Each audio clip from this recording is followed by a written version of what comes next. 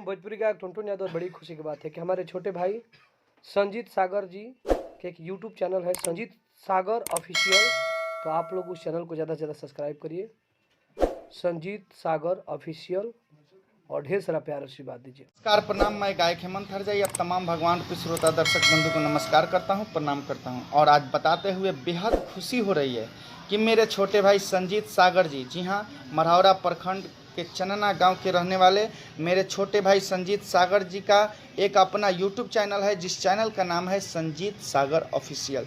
तो आप लोगों से सादर अनुरोध है कि इस चैनल को, जी हाँ, संजीत सागर ऑफिशियल को लाइक करें, कमेंट करें, शेयर करें और सब्सक्राइब करें, साथ में बेल आइकन दबाएं। बहुत जल्द मेरा भी गाना इस चैनल से आ सकता है, तो आप लोग सब्सक्राइब करके रेडी रहिए और बेल आइकन दबा के अपना प्यार दुलार आशीर्वाद देते रहिए। जय हिंद, जय भारत, जय भोजपुरी समाज। याद रखिए, संजीत सागर ऑफिशियल। हर हर महादेव। आए प्रणाम, हम गायक संदीप लाल सागर। आज बताए में बड़ी खुशी होता कि बहुत सुंदर एगो हमारे भाई बनी, मित्र बनी, संजीत सागर जी। वहाँ के एगो चैनल चलता संजीत सागर ऑफिशियल। वो चैनल के लाइक कमेंट सब्सक्राइब करी, बेल आइकन दबाएं और चैनल के सब्सक्राइब करी कि जितना भी वीडियो हमार भइल, चाहे हर कलाकार के भइल, सबके बीच में जाई नोटिफिकेशन। जय हिंद, जय भारत।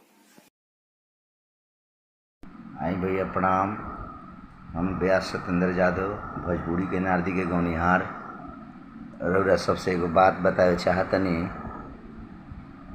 कि हमार परम मित्र दोस्त हमार संजीत सागर यूट्यूब चैनल के माध्यम से हमनी के जितना भी गाना बजाना होता, दुगोला लयदारी के, भोजपुरी भक्ति, जितना भी वीडियो होता वहाँ के चैनल पर हमार चढ़ता। और रउआ लोग से आग्रह बा, निवेदन बा, जितना भी कलाकार सब बानी इस चैनल के सब्सक्राइब, लाइक, व्यूअर, कमेंट करी सब है, आशीर्वाद दी। संजीत सागर ऑफिशियल चैनल के नाम हो, संजीत सागर ऑफिशियल चैनल के नाम हटे। ये हमार परम मित्र हमें, भाई हमें, बहुत सुंदर यहाँ के मेमिया में चल रहा बा, व्यूअर बढ़ रहा बा। जितना भी हमने गाना बजाना सब होता, सब यही चैनल से आवता। हमने के आशीर्वाद दी सब है। दुगोला के कार्यक्रम जितना भी बा यही चैनल से हमारा होता है।